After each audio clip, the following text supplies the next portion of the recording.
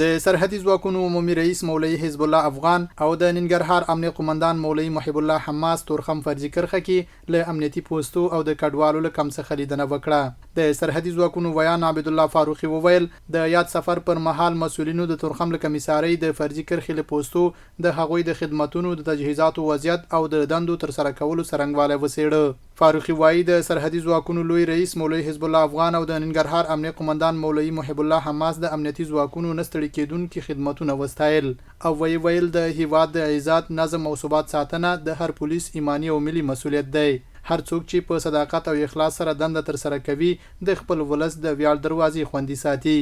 یاد سفر کې د شاغلي افغان ملتیا د ننګرهار ولایت امنیه قومندان الحاج مولوي محب الله حماس صاحب او د سرحدي پولیسو پوځي مرستیال مولوي عبدالمنان حسن صاحب کوله.